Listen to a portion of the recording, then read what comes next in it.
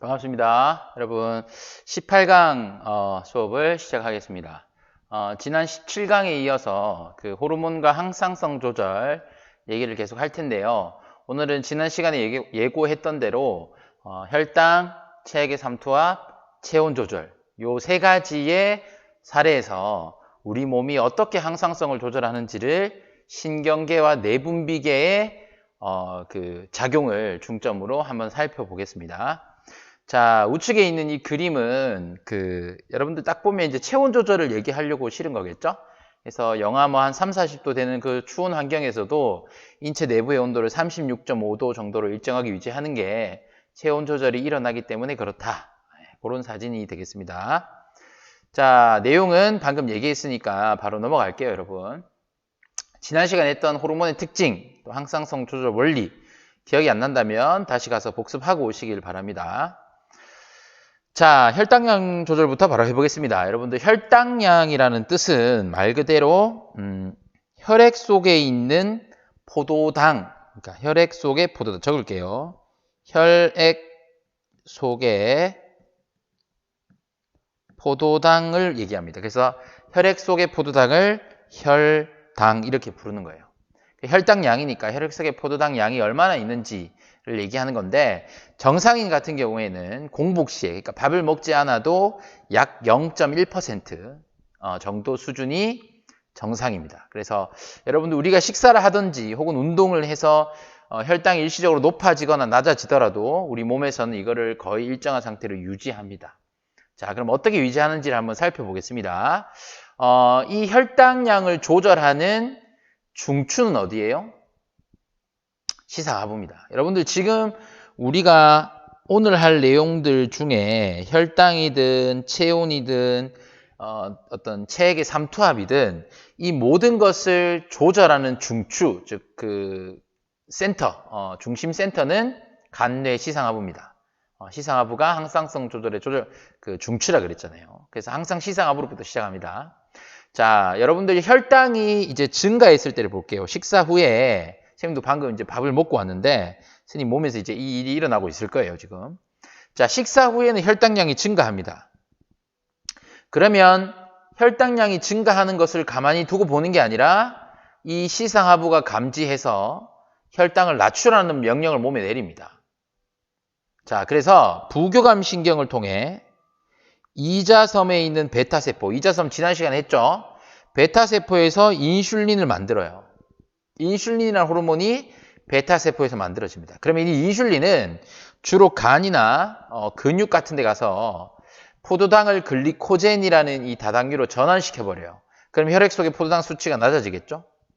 그리고 특히 또 인슐린 이 호르몬은 뇌를 제외한 인체의 거의 모든 세포에 표적세포로 작용해가지고 이 세포가 주변의 혈액으로부터 포도당을 흡수시켜버립니다. 그러니까 혈당량이 결과적으로 줄어드는 그런 과정이에요. 그래서 여러분들 식사하고 나서 혈당이 높아지면 시상하부에서 부교감 신경을 통해 이자섬을 자극하고 그래서 인슐린이라는 호르몬이 만들어져서 혈당을 낮춘다. 이렇게 하시면 되고요. 그 다음에 요거는 이제 참고로 여러분들 아시면 되는데 지금 여기 위에 보시면 화살표가 혈당량이 증가했다는 정보가 간뇌 시상하부가 감지하기도 하지만 얘는 이자에 있는 이 베타세포, 그러니까 이자가 이 혈당량이 증가하는 것을 직접적으로 모니터링해서 명령을 내릴 수도 있습니다. 그러니까 시상하부의 통제를 받을 수도 있고 이 이자가 자기가 자체가 이제 그 모니터링하는 시스템이 있어요. 어쨌든 간에 결과적으로 인슐린을 만들어서 혈당을 낮춘다는 거. 이거 기억하시면 되고. 자, 반대로 이제 운동을 했습니다. 운동을 하면 여러분들 운동을 한다는 거는 내가 근육을 많이 쓴다는 거죠. 그럼 근육을 쓸 때는 뭐가 필요해요? ATP가 필요합니다. 그럼 ATP를 소모하는 족족도 이 ATP를 만들어서 공급을 해야 될 거 아니야. 그럼 ATP를 만들려면 세포흡을 해야 되고 세포흡을 하려면 당이 필요합니다. 그래서 운동을 하고 나면 여러분들 혈당이 줄어들어요. 이해되시나요? 그러면 마찬가지로 또 시상하부에서 감지해가지고 혈당을 증가시킵니다. 혹은 이자가 바로 다이렉트로 감지할 수도 있어요. 자, 왼쪽에 보이는 거랑 매치시키게 이자섬에 이번에는 알파세포, 교감신경이 활성화돼서 알파세포에서 뭐를 만들어내죠? 글루카곤이라는 호르몬을 만들어냅니다. 그러면 이 글루카곤이라는 호르몬은 인슐린과 기량작용을 하기 때문에 반대로 글리코젠이라는 이 저장 형태의 다당류를 포도당으로 쪼개버려요. 그래서 혈액 속에 쫙 뿌립니다. 그럼 혈당량이 증가하겠죠. 됐습니까? 오케이. 자, 그리고 혈당량이 감소한 이 상황은 글루카곤만 역할을 하는 게 아니고요. 옆에 보시면 여러분들 그 교감신경이 부신 속지를 자극해서 에피네프린이라는 그 호르몬을 만들어서 혈당을 높이기도 합니다. 그리고 우리 교과서에 나와 있지도 않고 여기에도 지금 그림에도 없지만 우리 지난 시간에 했던 복습 차원에서 당질 코르티코이드라는 호르몬 기억나요? 당질 코르티코이드. 얘는 부신 겉질에서 나온 거거든요. 그럼 이 당질 코르티코이드도 혈당을 높이는 역할을 해요. 얘는 이제 옆에 애들이랑 다르게 단백질이나 지방 같은 거를 당으로 전환시켜서 혈당을 높이기도 하는데 요 당질 코르티코이드도 같이 작용을 합니다. 자, 근데 여기서 주의할 점은 여러분들 시상하부에서 당질 코르티코이드까지 올 때 거쳐야 될 게 있어요. 그게 뭐냐면 뇌하수체입니다. 자, 시상하부에서 뇌하수체를 거쳐서 뇌하수체에서 당질 코르티코로 와야 돼요. 왜냐하면 여러분들 뇌하수체 전엽에서 부신 겉질 자극 호르몬 기억납니까? ACTH라고 했었던 지난 시간에 했습니다. 부신 겉질 자극 호르몬 이게 나와야 부신 겉질에서 당질 코르티코이드가 나와요. 요거 되세요? 그러면 시상하부에서 뇌하수체 전엽을 자극하는 호르몬도 있겠죠? 걔는 참고로 CRH라고 알아두시면 좋겠습니다. 그럼 얘는 우리 TSH, TRH랑 비슷합니다. ACTH는 CRH의 조절을 받아요. 즉 CRH가 나와서 뇌하수체 전엽을 자극하면 ACTH가 나와서 부신 겉질을 자극해서 당질 코르티코이드가 만들어진다는 거. 요것도 하나 참고해 주시면 좋을 것 같아요. 그래서 혈당량이 감소한 상황에서는 글루카곤 얘가 줍니다. 여러분들 지금 제가 색깔을 다르게 표시했는데 인슐린이나 글루카곤이 작용해서 혈당을 조절하는 게 굉장히 기본 폼이에요. 이게 메인입니다. 그리고 지금 옆에 보이는 것처럼 에피네프린이나 당질 코르티코이드, 에피네프린이나 이 당질 코르티코이드가 나와서 혈당을 높일 수도 있는데 그거는 좀 일반적인 상황과 다르게 어떤 스트레스 상황이나 좀 특수한 상황에서 하는 거기 때문에 여러분들이 좀 구분을 하실 필요가 있을 것 같아요. 그래서 요 세 가지를 다 알면 좋겠지만 그 중에서도 메인이 되는 것은 글루카곤이다. 그래서 인슐린과 글루카곤이 혈당을 조절하는 주 호르몬이다. 이렇게 알아두시고 옆에 있는 에피네프린이나 당질 코르티코이드는 좀 참고용으로 이렇게 알아두시면 좋을 것 같아요. 여기까지 됐습니까? 됐죠? 넘어갈게요. 자, 그 다음에 체액의 삼투압 조절입니다. 삼투압 조절인데 여러분들 이 삼투압 조절을 하기 전에 여러분들이 앞으로 삼투압이란 용어를 이 용어로 바꿔서 생각했으면 좋겠어요. 실제로 여러분들 삼투압은 농도에 비례하거든요. 그러니까 이게 삼투압이라는 게 뭐 생명과학 시간에 나오는 것만은 아닙니다. 화학 시간에도 나와요. 그러니까 이게 삼투 현상에 의해서 형성되는 압력을 삼투압이라고 하는데 이 삼투압은 압력의 개념이거든요. 근데 얘가 농도에 비례합니다.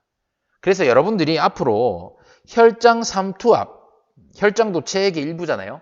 혈장 삼투압이란 말이 나오면 이 삼투압을 여러분들 혈장의 농도, 뭐 확대해서 체액의 농도 관계없습니다. 농도로 생각하는 게 굉장히 편해요. 자, 여러분들 농도의 그 개념을 알고 계시죠? 퍼센트 농도. 자, 용액 분의 용질의 질량 곱하기 100. 이게 퍼센트 농도잖아요. 그럼 여러분들 이 결국 농도는 용액, 그러니까 액체 성분, 용질은 뭐 고체 성분 이렇게 생각하시면 결국 물과 연관이 많다는 거지. 그래서 여러분들 물이 많아지면 농도는 어떻게 돼요? 분모가 커지는 거니까 낮아지고요. 물이 적어지면 얘가 낮아지니까 농도는 커집니다. 그리고 지금 우리가 체액의 삼투압 조절할 때 이 용질의 측면에서는 생각을 하지 않습니다. 그러니까 우리가 수분 제흡수량을 조절해서 삼투압을 조절하는 것만 국한해서 다룰 거기 때문에 요 용액, 그러니까 요 분모하고 좀 연관이 있어요. 그래서 여러분들 쉽게 생각해서 지금 체액의 농도가 높다라는 말은 내 몸에 물이 충분하다, 부족하다. 어떻게 생각해야 돼? 물이 부족하다라고 생각하시면 돼요. 자, 한번 보겠습니다, 여러분. 자, 지금 내 몸에 체액의 삼투압이 감소했어요. 자, 삼투압을 뭘로 바꿔 생각해라? 농도로 바꿔 생각해라. 자, 그럼 한번 얘기할게. 농도가 지금 감소했다는 거야. 그러면 농도가 감소했으니까 물이 지금 어떤 상태야? 물이 충분한 상태야. 이렇게 생각하면 돼. 이해했니? 지금 내 몸에 체액의 삼투압이 줄었다는 말은 내 몸에 물이 충분하구나. 그러면 막 갈증이 나서 물을 마시고 싶은 일이 없겠지? 그럼 이거를 마찬가지로 시상하부가 딱 모니터링 해가지고 삼투압 줄었네? 그럼 내 몸에 지금 물이 너무 많네? 그럼 어떤 명령을 내리냐면 뇌하수체 후엽에서 ADH, 지난 시간에 했었죠. 항이뇨 호르몬, 다른 말로 바소프레신. 이 항이뇨 호르몬의 분비량을 줄여버려요. 항이뇨 호르몬의 역할이 뭐였습니까? 콩팥에서 수분 재흡수를 촉진하는 호르몬이에요. 그럼 얘가 많이 나오면 재흡수를 많이 해버려서 내 몸에 물이 더 많아져요. 근데 내가 지금은 현재 물이 충분한 상황이잖아. 그러면 이 ADH가 굳이 있을 필요가 없는 거야. 그럼 얘 분비량을 감소시켜요. 그러면 콩팥에서 수분을 재흡수하는 양이 줄어들겠죠. 그러면 반면 수분 재흡수가 주니까 오줌으로 나갈 물의 양은 많아지는 겁니다. 오줌의 양 증가. 그래서 오줌으로 물을 많이 빼내서 다시 내 몸에 물의 어떤 용량을 일정하게 유지해 주는 거예요. 여기까지 이해되세요? 자, 반대의 경우 한번 해보겠습니다. 자, 체액의 삼투압이 증가했어요, 지금. 뭐 이런 경우는 여러분들이 짠 걸 많이 먹거나 땀을 많이 흘렸을 때가 해당되겠죠? 자, 삼투압이 증가했다는 거는 내 몸에 지금 체액의 농도가 증가했다는 거고, 그 말은 물이 어떻다? 내 몸이 지금 물이 부족하다는 뜻이야. 그럼 여러분들 몸에서 물이 부족하면 시상하부, 이것도 간뇌에 있어요. 뇌저 있잖아요. 머리에서. 뭐 크게 얘기하면 머리지만 뇌, 좁게 얘기하면 간뇌의 시상하부에서 갈증이라는 신호를 내립니다. 그래서 갈증을 통해서 물을 마시게 해서 해결해요. 이게 제일 좋은 거죠. 맞습니까? 자, 근데 여러분들이 물을 마실 수 없는 상황일 수도 있잖아. 그래서 몸에서 이런 일도 일어납니다. 자, 뇌하수체 후엽에서 이때는 ADH 분비량을 증가시킵니다. 항이뇨 호르몬의 분비량을 증가시켜서 뇌하수체 후엽에서 혈액을 타고 콩팥까지 와요. 그래서 콩팥에서 물의 재흡수를 증가시킵니다. 그래서 오줌을 만드는 콩팥에서 물을 쫙 재흡수해서 모세혈관 쪽으로 다 끌어당겨가지고 내 몸에 물이 많이 남게 하는 겁니다. 그럼 반대로 오줌으로 나갈 물은 줄어들겠죠. 그래서 오줌의 양이 줄어듭니다. 이렇게 해서 내 몸에 체액, 뭐 여기서 체액이라고 표현해도 되고 뭐 혈액 중에 액체 성분 혈장이라고 표현해도 어차피 의미는 같습니다. 삼투압을 다시 감소시켜서 일정하게 유지하는 그 메커니즘입니다. 그래서 여러분들 지금 혈당할 때는 누가 주 호르몬이었어요? 인슐린과 글루카곤이 주 호르몬이었고, 지금 삼투압할 때는 누가 주 호르몬이에요? ADH밖에 안 나옵니다. 이게 주 호르몬입니다. 할 수 있겠죠? 오케이. 자, 그 다음에 마지막으로 체온입니다. 오늘 체온 조절까지 보면 끝입니다. 자, 체온 조절은 여러분들 선생님이 여기 색깔을 다르게 표현해 놨죠. 이 부분은 예전부터 좀 의견이 많이 나뉘는 그런 파트고 아직까지 명확하게 이렇게 설명하기 조금 힘든 부분이 있어요. 그래서 오른쪽에 그림이 언제냐면 이 친구 봐요. 지금 이 친구 어떤 것 같아? 추운 것 같지, 그지? 그래서 체온이 낮을 때만 설명을 하겠습니다, 선생님이. 체온이 높을 때는 이렇게 디테일하게 얘기하지 않고 그냥 참고해서 말만 할게요. 그러니까 여러분들 체온 조절은 체온이 낮을 때를 기준으로 공부하시는 걸 추천합니다. 자, 여러분들 요거는 원리는 간단해요. 여러분들 내 몸의 체온이 낮으면 체온을 높이고 싶겠죠. 그러면 내 몸에서 열을 많이 만들면 됩니다. 그래서 열 생산량이 증가하거나 혹은 내 몸에 있는 열을 뺏기면 안 돼요. 그래서 열 발산량을 줄이면 됩니다. 뭐 상식적으로 이해가 되시죠? 그럼 반대로 선생님 더우면 어떻게 됩니까? 더우면 열을 생산하는 걸 줄이면 돼요. 그리고 열을 발산을 많이 시키면 됩니다. 많이 빼내면 됩니다. 그럼 체온이 다시 낮아지겠죠. 근데 선생님 이거 갈로 쳐놨지, 그지? 이게 좀 의견이 좀 분분해서 그래. 그러니까 특히 성인 같은 경우에는 체온이 높다고 열 생산량을 줄인다. 뭐 어떤 책에 보면은 티록신의 분비가 줄어들어서 물질 대사가 뭐 억제된다 이런 표현이 있는데 개인적으로 그런 표현은 좀 잘못됐다고 생각하거든요. 그런 표현은 정말 이렇게 좀 딱 상황에 들어맞지는 않습니다. 그래서 지금 갈로를 쳐놨고요. 그래서 여러분들이 이제 쉽게 생각하면 선생님 뭐에 비유를 많이 하냐면 선생님 보일러에 비유 많이 하거든요. 열 생산하는 것을 보일러 켜는 거에 비유해요. 그래서 보일러를 온시키는 게 열 생산량을 높이는 거에 비유가 되고요. 열 발산량을 낮춘다는 거는 창문을 닫는다 이렇게 생각해 볼게요. 자, 보일러를 온하고 창문을 닫으면 이게 체온이 낮을 때입니다. 그러니까 여러분들 추울 때 생각해 보세요. 추울 때 보일러 켜고 문 닫죠?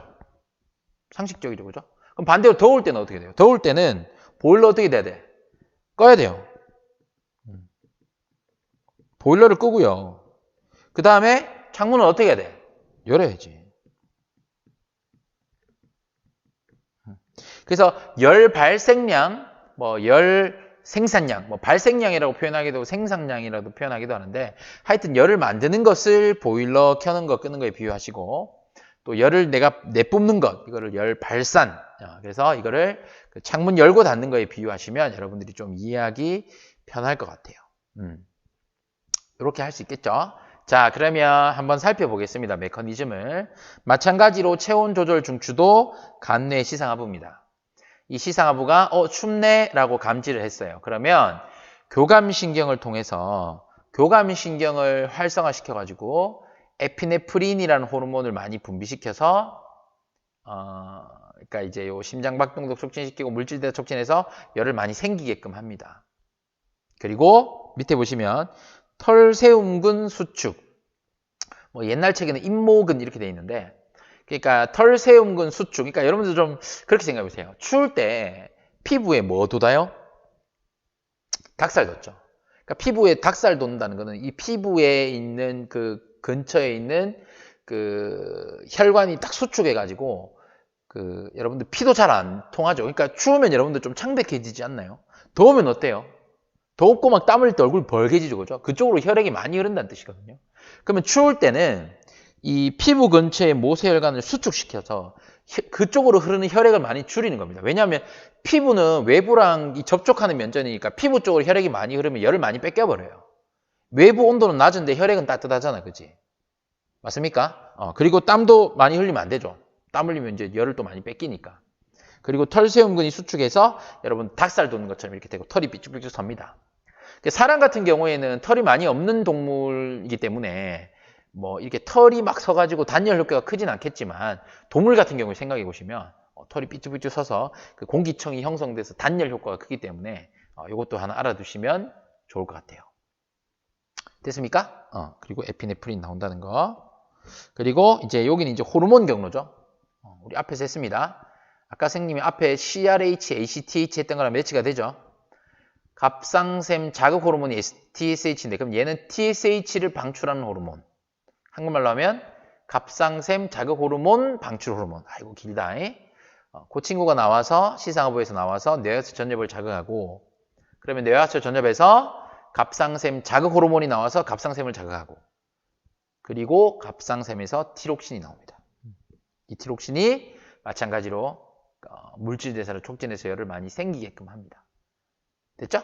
그리고 시상하부에서 또 신경을 통해서 그 근육을 떨리게 해서 열을 많이 생기게 하는 그런 것들이 일어납니다. 그래서 여러분 여기 요 세 개는 열 생산량을 증가시키는 기작이고 이쪽은 열이 뺏기는 것을 줄이는 기작 이렇게 돼 있고요. 그리고 화살표도 지금 여러분들 빨간색 화살표는 전부 다 신경, 자율신경이죠. 신경에 의한 조절이고 뭐 얘 같은 경우는 근육에 연결되어 있으니까 체성신경일 수도 있습니다. 그 다음에 요 파란색 같은 경우에는 호르몬 경로. 그래서 요 신경 경로, 호르몬 경로를 구분해서 같이 여러분들이 좀 공부를 해 두셔야 됩니다. 그 선생님이 지금 설명을 되게 빨리빨리 하고 있는데 여러분들 이 파트가 쉽지 않아요. 앞에서 했던 내용을 기반으로 여러분들이 차근차근히 정리를 하시고 숙지가 되어 있어야 충분히 여러분들이 이게 문제를 해결할 수 있을 것 같습니다. 체온이 높을 때는 말로만 할게요. 아까도 얘기했지만 뭐 물질 대사가 억제된다 이런 표현은 선생님 별로 안 쓰고 싶어요. 안 쓰고 싶고 체온이 높을 때는 땀을 많이 흘리게 해서 땀이 이제 식으면서 기화열을 흡수하니까 그걸로 통해서 이렇게 열을 낮추는 효과가 굉장히 큽니다. 그리고 뭐 유아 같은 경우에야 이제 골격근을 막 수축해서 떨려서 열이 생기는 것들이 잘 없기 때문에 뭐 추울 때 잠깐 다시 돌아가서 추울 때 이제 성인 같은 경우는 이게 커요. 사실은 추울 때 성인한테는 이게 커요. 근데 이제 뭐 유아 같은 경우에는 이쪽이 좀 더 커요. 뭐 이런 것까지 알 필요는 없습니다만 참고해 주시면 되고요. 그러니까 성인과 유아에서 일어나는 기작이 조금 다르기 때문에 체온 조절은 앞에서 했던 혈당이나 삼투압만큼 좀 깔끔하진 않아요. 깔끔하진 않고, 자, 높을 때 얘기는 아까 얘기했습니다만 체온이 높을 때는 여러분들 뭐 이렇게까지 디테일하게 할 필요 없고 교감신경이 좀 완화된다 이렇게 표현하면 좋을 것 같아. 그래서 이런 피부 근처에 있는 모세혈관을 오히려 확장시켜서 여러분들 더울 때 생각해 보세요. 그럼 피부 근처에 혈액이 많이 흐르면서 얼굴이 막 벌개지고 그래서 열을 많이 뺏기게 하는, 그래서 열 발산량을 늘리는 이게 굉장히 크고요. 그리고 땀을 흘려서 땀을 식여가지고 열 발산을 늘리는 게 굉장히 크지 요거는 효과가 좀 미미합니다. 그리고 여러분들이 한번 상식적으로 생각해 보세요. 지금 만약에 어떤 밀폐된 공간이 굉장히 더워.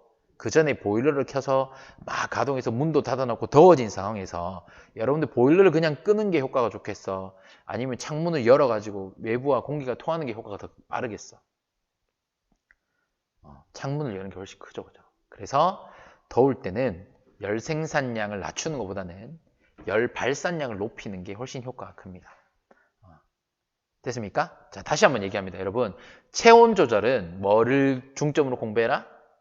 체온이 낮을 때, 즉 저온 상황, 추울 때를 중점으로 여러분들이 이렇게 정리를 해두시는 게 좋아요. 더울 때는 그 반대로 생각하면 되지만 열 생산량을 낮추는 요거는 조금 생각을 해볼 필요가 있다. 그래서 얘는 빼고 얘기를 하셔도 무방합니다. 자, 오늘 했던 내용을 여러분들 한 번에 한번 또 정리를 해볼게요. 여러분들 지금 스님이 좀 이렇게 쭉 달려오니까 여러분 좀 정신이 없죠, 그죠? 좀 헷갈릴 수도 있고 그 전에 17강 내용이 좀 숙지가 되지 않은 학생들은 이번 강이 좀 어려울 수도 있습니다. 그래서 다시 한번 정리를 해보겠습니다. 자, 첫 번째 우리가 혈당 조절에 대해서 얘기했었어요. 자, 혈당 조절은 여러분들 한번 생각해 보세요. 누가 주 메인이라 그랬어요? 인슐린과 글루카곤이라고 그랬습니다. 그죠? 그래서 첫 번째, 자, 혈당이 높을 때 간뇌 시상하부로부터 이자의 이자섬의 베타세포, 얘가 자극을 받아서 어떤 호르몬을 분비해요? 인슐린을 분비했습니다. 그래서 인슐린을 분비해서 세포가 주변에 있는 그 혈액 속에 있는 포도당을 다 흡수하게 하고, 그리고 간이나 근육 같은 데 가서 포도당이 글리코젠으로 합성되게끔 만든다. 그래서 혈당을 낮춘다. 이렇게 기억을 하시고, 두 번째로 혈당이 낮을 때는 이자의 알파세포가 활성화돼 가지고 이때는 글루카곤이라는 호르몬이 만들어진다. 그래서 이 글루카곤은 인슐린과 반대 역할을 해서 글리코젠을 포도당으로 분해시켜서 뿌리니까 혈당이 다시 높아진다는 거. 요게 메인이었습니다. 요게 메인이었고, 그리고 이 메인 밑에 낮을 때 또 어떤 호르몬들이 관여해 있었죠? 부신 속질에서 나오는 에피네프린이나 부신 겉질에서 나오는 당질, 코르티코이드도 얘들도 혈당을 높여주는 친구들이기 때문에 낮을 때 분비되는 애들이다. 같이 알아두시면 좋겠네요. 자, 두 번째 삼투압입니다. 자, 체내 삼투압 조절에 얘기를 해보겠습니다. 자, 여러분들 삼투압이 높을 때, 삼투압은 여러분들 뭘로 바꿔 생각하라 그랬죠? 농도로 바꿔서 생각을 했어요. 그래야 여러분들 이해하기 쉬워요. 자, 그러면 내가 혈장 삼투압이 높다, 즉 내 몸의 농도가 높다는 말은 물이 충분해, 부족해? 부족하다는 뜻이야, 그치? 맞아요? 오케이. 그러면 이것도 간내시상하부가 다 이 모니터링해서 명령을 내립니다. 뇌하수체 후엽에서. 뇌하수체 후엽에서 어떤 호르몬이 많이 나와요? 항이뇨 호르몬 ADH라는 호르몬이 많이 나와서 이 호르몬이 많이 나와서 콩팥에서 수분을 쫙 재흡수해 버립니다. 그래서 물을 쫙 끌어당겨요. 맞죠? 그래서 결과적으로 이제 물이 충분해지니까 삼투압이 낮아지고 그리고 물을 많이 뺏겼으니까 오줌의 양이 줄어들었다. 이렇게 적어볼까요? 그래서 결과적으로 혈장 삼투압은 낮아지고 오줌 양은 줄어듭니다. 맞죠? 물이 많이 뺏겼으니까. 두 번째, 삼투압이 낮을 때를 해보겠습니다. 자, 혈장 삼투압이 낮다라는 뜻은 농도가 낮다. 농도가 낮다는 것은 물이 충분하다는 거지. 농도가 묽으니까, 그지? 물이 충분하네. 그러면 이 뇌하수체 후엽에서 ADH의 분비량을 어떻게 해요? 줄입니다. ADH 분비량을 줄여버려요. 그러면 콩팥에서 물이 재흡수되는 양이 줄어들어서 결과적으로 혈장 삼투압이 증가되고요. 맞습니까? 김승님 맞게 하고 있나요? 자, 혈장 삼투압이 낮을 때 농도가 낮으니까 ADH를 줄여가지고 혈장 삼투압을 다시 높입니다. 맞죠? 왜? 콩팥에서 수분을 재흡수하지 않기 때문에. 그럼 그 물들은 다 뭘로 내보내는 거예요? 오줌으로 내보내요. 그래서 오줌의 양이 늘어납니다. 됐습니까? 이렇게 여러분들이 정리하시면 좋겠네요. 자, 체온 얘기입니다. 체온. 첫 번째, 선생님이 체온은 뭐를 기준으로 하라 그랬죠? 낮을 때, 저체온일 때. 낮을 때 기준으로 하겠습니다. 자, 체온이 낮으면 여러분들 교감신경이 활성화되어서 어떤 호르몬들이 많이 나왔었죠? 결과적으로 티록신이라든지 에피네프린 이런 호르몬들이 나와서 물질 대사를 촉진합니다. 그럼 결과적으로 열 생산량이라고 할까요? 열 생산량이 늘어납니다. 됐죠? 그 다음에 체온이 낮을 때 그 열 발산량을 줄이는 기작들을 한번 생각해 보세요. 그 피부 그러니까 피부 근처에 모세혈관을 수축합니다. 맞죠? 그 다음에 털세움근 얘도 수축을 해요. 이렇게 해가지고 결과 그 피부 근처에 흐르는 혈액의 양을 줄여버려요. 피부 근처 혈액이 흐르는 양이라서 혈류량 이렇게 표현할게요. 피부 근처로 혈액이 흐르는 양을 줄입니다. 그래서 결과적으로 열이 뺏기는 발산량을 줄이는 겁니다. 할 수 있겠습니까? 여러분 오늘 배운 내용을 지금 한 컷에 다 정리를 했는데 물론 여기 좀 더 디테일한 내용들은 앞에 있었습니다. 그죠? 그래서 여러분들이 충분히 이 정도는 여러분들 스스로도 이렇게 다른 친구한테 설명할 수 있을 정도로 공부를 하셔야지만이 나중에 이제 문제 같은 것을 해결할 수 있습니다. 자, 이렇게 해서 여러분들 그 이제 호르몬과 항상성 조절 파트도 끝이 났어요. 끝이 났고 이제 3단원, 대단원 3단원에서 딱 한 챕터 남았습니다. 뭐 남았냐면 이제 질병, 면역, 그러니까 면역계 파트에 대한 얘기가 남았어요. 그래서 그 다음 19강부터 해서 또 면역계 얘기를 할 텐데 지금까지 했던 것들을 잘 정리해서 여러분들 좀 혼동이 생기지 않도록 복습을 잘 해주길 바랍니다. 고생하셨습니다.